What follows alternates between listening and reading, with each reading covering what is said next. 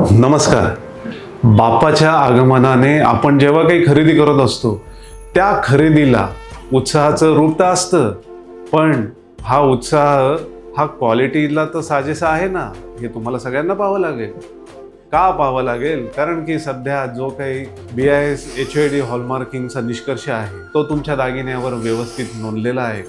त्याचे पॅरामीटर्स काय आहेत ते तुम्हाला काय सांगतात, हे सगळं आज मी तुम्हाला या व्हिडिओमध्ये सांगणार आहे. हॉलमार्किंग हे जे काही मानक आहे हे आता 6 डिजिट अल्फा न्यूमेरिक असतं. हे तुमच्या ज्वेलरी ऑर्नामेंटवर इम्प्रिंट होतात. त्यानंतर हॉलमार्किंग सेंटरचं पण एनग्रेविंग असतं. ज्या ज्वेलर्सकडनं तुम्ही तो दागिना घेत असता त्याचे इनिशियल्स असतात. जो कॅरेटचा माल तुम्ही घेता, फॉर एक्झाम्पल 22 कॅरेट, टेक्निकल भाषेमध्ये 916 हे इम्प्रिंट केलेलं पाहिजे. BISचा ट्रायंगल पाहिजे. जर तुम्ही 18 कॅरेटला जात असाल तर 750 इम्प्रिंट केलेलं असेल. जर तुम्ही प्युअरला जात असाल तर 995 हे इम्प्रिंट केलेलं असेल. हे या कॅरेटचे कॅरेक्टरिस्टिक्स आहेत.